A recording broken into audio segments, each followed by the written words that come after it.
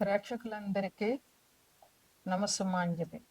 శుక్లాం భరధరం విష్ణుం శశివర్ణం చతుర్భుజం ప్రసన్నవదనం ధ్యాయేత్ సర్వవిఘ్నోపశాంతయే.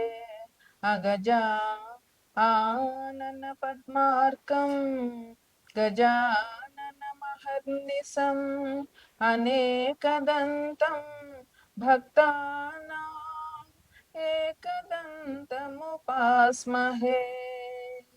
ఏకదంతముపాస్మహే. ఓం శ్రీ మహాగణాధిపతయే నమః. ఓం శ్రీ మాత్రే నమః. మనం మే నెల మాస ఫలితాలు చెప్పుకుంటున్నాము. ఈ మాసంలో ఎవరికి ఏ మంచి జరుగుతుంది, ఎవరికి కొంచెంగా అనుకూలంగా లేదు అనేది ఈ మాస ఫలితాల్లో మనం ఇప్పుడు తెలుసుకుంటాం. మే నెలలో ముఖ్యమైనటువంటి విషయాలు ఏంటంటే సరస్వతి నది పుష్కరాలు ఒకటి వస్తున్నాయి. అట్లాగే హనుమ జయంతి. అంటే తెలంగాణలో హనుమ జయంతి ఆల్రెడీ చైత్ర పౌర్ణమికి అయిపోతుంది. కానీ ఆంధ్ర సైడు హనుమ జయంతి మే 22న ఉన్నది. అలాగే ఈ వ్యవసాయానికి సంబంధించి అయితే డొల్లు కర్తరి, నిజ కర్తరి ఈ మే నెలలో జరుగుతాయి. అది ఎట్లాగంటే 4/5/2025న డొల్లు కర్తరి ఉంటుంది. అట్లాగే 11/5/2025 నుంచి 28/5/2025 వరకు నిజకర్తరి ఉంటుంది. ఈ మే నెలంతా మనకి విపరీతమైన ఎండలు ఉండే అవకాశం అందరికీ అనుభవమే. ముందుగా ద్వాదశ రాశుల్లోనూ ముందుగా మేషరాశి. మేషరాశిలో అశ్విని 4 పాదాలు, భరణి 4 పాదాలు, కృతిక 1 పాదం ఉంటాయి. మేషరాశికి అధిపతి కుజుడు. మేషరాశిని లగ్నంగా తీసుకుంటే రవి మేషరాశిలో స్థితి పొంది ఉన్నాడు ఇప్పుడు. అట్లాగే ద్వితీయంలో అంటే వృషభంలో గురువు, కర్కాటకంలో కుజుడు, కన్యలో కేతువు, మేనంలో రాహువు, శుక్రుడు, శని, బుధుడు 4 గ్రహాలు అక్కడ ఉన్నాయి. ఈ రాశి వారికి, మేషరాశి వారికి ఈ మాసం అంతా కూడా అనుకూలంగా ఉంటుందని చెప్పవచ్చు. చాలా లాభదాయకమైన కాలం. ఈ ఉద్యోగం రాని వాళ్ళకి ఈ మాసంలో ఉద్యోగం వచ్చే అవకాశం ఉంది. వారికి వచ్చిన ఉద్యోగం కూడా చాలా మంచి ఉద్యోగం దొరుకుతుంది. అట్లాగే దైవానికి సంబంధించిన కార్యక్రమాలు చేస్తారు. తీర్థయాత్రలు చేస్తారు. దైవానికి సంబంధించిన కార్యక్రమాల్లో వీళ్ళు చాలా ధనం కూడా వెచ్చించడం జరుగుతుంది. అందువల్ల మేషరాశి వారికి ఈ మాసం చాలా బాగుందని చెప్పవచ్చు. విద్యార్థులకి శుభ సూచకం. మంచి ఎగ్జామ్స్ బాగా రాస్తారు. అట్లాగే వారు ఏమైతే కాంపిటేటివ్ ఎగ్జామ్స్కి అటెండ్ అవుతున్నారో అవన్నీ కూడా చాలా బాగుంటాయి. కుటుంబంలో చాలా ఆనందంగా ఉంటారు. కుటుంబంలో ఎటువంటి కలహాలు లేకుండా పరస్పరం సంతోషంగా ఉంటారు. విందు వినోదాలతో కాలక్షేపం చేస్తారు.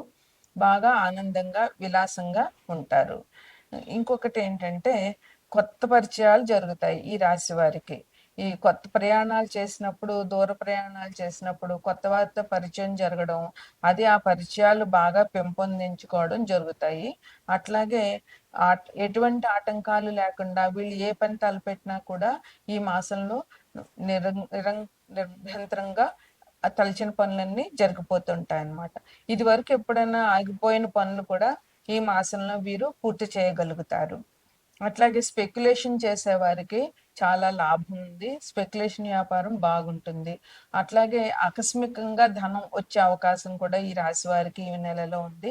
అందువల్ల ఆకస్మిక ధన లాభం ఈ రాశి వారికి జరుగుతుంది. షేర్ మార్కెట్లు అంత అనుకూలంగా లేవు. అందువల్ల కొత్తగా షేర్ మార్కెట్ ప్రారంభించుదాం అనుకుంటున్న వాళ్ళు, ఈ రాశికి సంబంధించిన వాళ్ళు కొత్తగా షేర్ మార్కెట్ ప్రారంభించాలి అంటే అది అంత లాభదాయకం కాదు ఈ నెలలో. అట్లాగే కొంతమంది, అందరికీ అనుకూలంగా ఉండదు కదా, ఎందుకంటే ఇది గోచారం బట్టి చెప్పే నిర్ణయాలు కనుక కొంతమందికి గ్రహాలు అనుకూలంగా లేనప్పుడు వాళ్ళకి ఎదుటి వాళ్ళతో ఘర్షణలు జరుగుతాయి. అటువంటి ఘర్షణలు పెరగకుండా వీళ్ళు ముందుగానే ఘర్షణకి వెళ్లకుండా ఉంటే చాలా బాగుంటుంది. ఇంకా సంతానం గురించి వీళ్ళకి చాలా మంచి జరుగుతుంది. ఇంకొకటి కుటుంబ సౌఖ్యం చాలా బాగుంది. కొంతమందికి చర్మ సంబంధమైనటువంటి వ్యాధులొచ్చే అవకాశం ఉంది. ధనం బాగా లభిస్తుంది.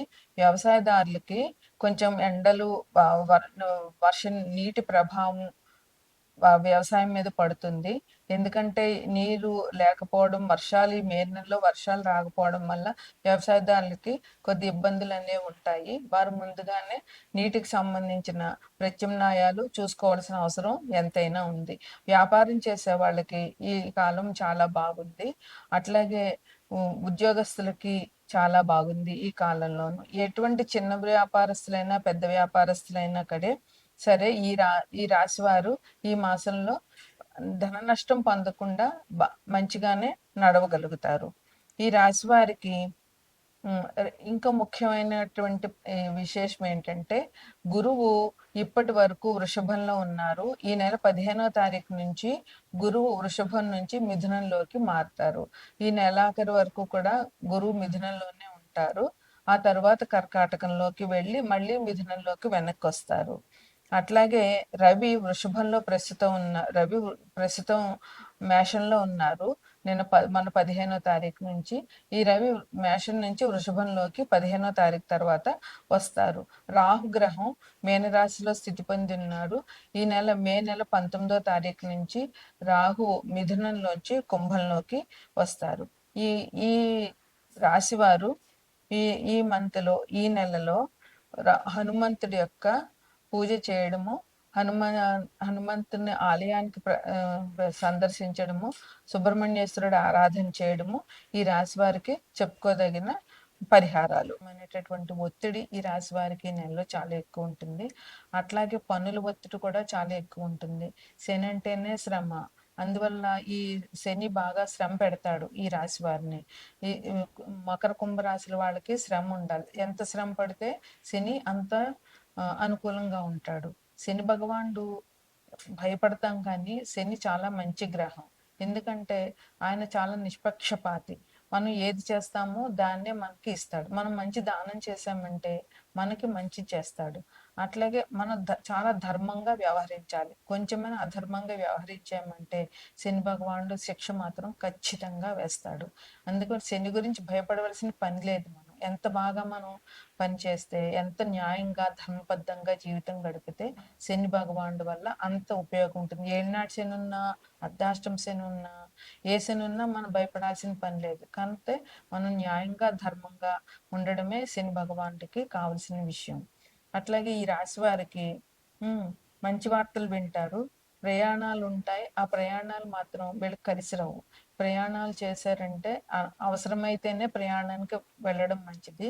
ఎందుకంటే ప్రయాణాలు వీళ్ళకి వ్యర్థ ప్రయాణాలుగా మిగులుతాయి తప్ప వీళ్ళు ఏ పని మీద వెళ్తారో ఆ ప్రయాణం వల్ల పూర్తి కాదు. విద్యార్థులకి బద్ధకం వదలకుండా, ఎందుకంటే శని బద్ధకాన్ని ముందు మనకి ఇస్తాడు, కానీ మనం దాన్ని ఎదుర్కొని చదివితే కనుక మంచిగా ఉంటుంది. అందువల్ల వీరు భయపడకుండా శ్రద్ధగా చదవడం అవసరం. వ్యాపారస్తులకి వ్యాపారం బాగుంటుంది. అట్లాగే ఉద్యోగస్తులకి ఉద్యోగంలో కూడా అలసట ఉంటుంది. ఎందుకంటే పని ఒత్తిడి ఎక్కువగా ఉండడం మూలంగా. కానీ ధైర్యంగా అలసటను జయించి కష్టపడి పనిచేయడం వల్ల మంచిది ఉంటుంది. శనికి అభిషేకం చేసుకోవడము, శని భగవానుడి స్తోత్రం చేయడము, లేదా నీలాంజన సమాభాసం రవిపుత్రం యమాగ్రజం ఆ స్తోత్రాన్ని 108 సార్లు చదవడము, 108 సార్లు చదవలేకపోతే 21 సారి 11 సార్లు శనివారం నాడు చేయడము, హనుమాన్ టెంపుల్ దర్శనము, శివాభిషేకము, వెంకటేశ్వర స్వామి ఆరాధన ఈ రాశి వారికి చెప్పుకోదగినటువంటి పరిహారాలు.